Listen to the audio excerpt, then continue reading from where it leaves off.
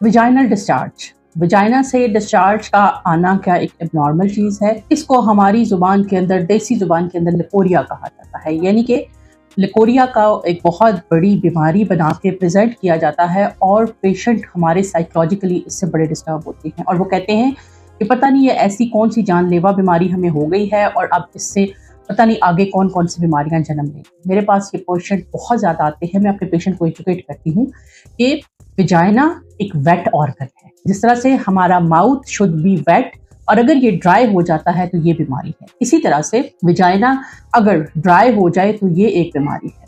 Vagina should be wait.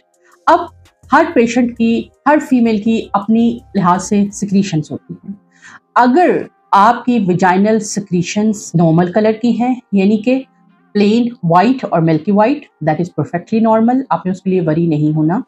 As long as there is no foul smell, कोई foul fishy smell नहीं है, आपने लेके परेशान नहीं होना। इसी तरह से अगर पेशेंट को कोई इचिंग नहीं है तो पेशेंट ने परेशान नहीं होना। अब प्रॉब्लम कब आएगी?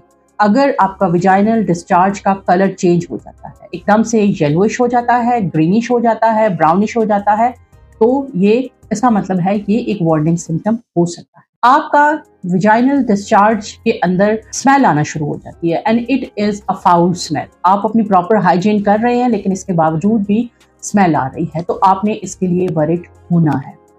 लेकिन अगर आपकी प्लेन डिस्चार्ज है और उसमें कोई स्मेल नहीं है तो ये आपके साइकिल के साथ वेरी कर सकता है। अब नॉर्मल विजाइनल डिस्चार्ज साइकिल में ऊपर नीचे होता रहता है। जब आपका एग रिलीज होता है तो कुछ हार्मोन्स निकलते हैं कि जो कि सर्विक्स को, बच्चेदानी के मुंह को नरम करते हैं ताकि स्पर्म मैक्सिमम असेंड कर सके।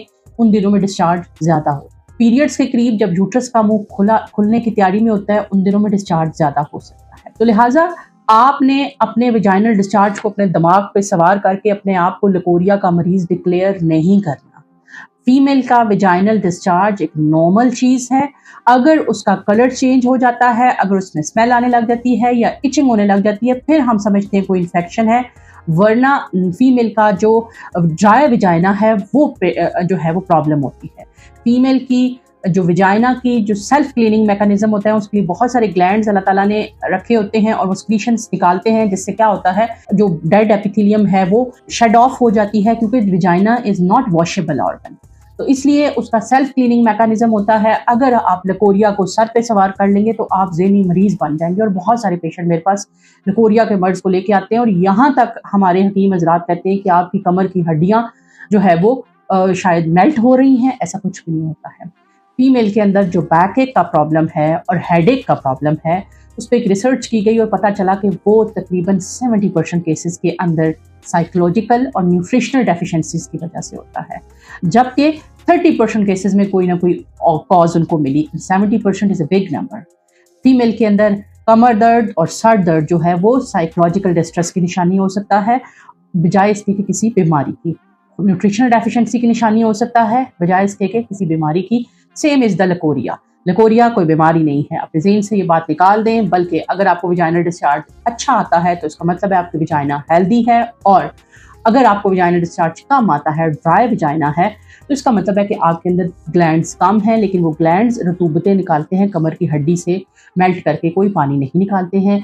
ये हमारे हकीम हजरात ने माशाल्लाह हमारे ऊपर मेहरबानी की और हमने कभी भी इसके ऊपर बात नहीं की। और इसलिए आज ये लिकोरिया की जो टर्म है वो पेशेंट के अंदर बहुत मशहूर होती है। जिसको कुछ पता नहीं होता डॉक्टर को, वो भी लिकोरिया और सोजिश के लफ्ज़ इतने बुरे तरीके से यूज़ करता है कि पेशेंट साइकोलॉजिकली डिस्ट्रेस होकर हमारे पास है।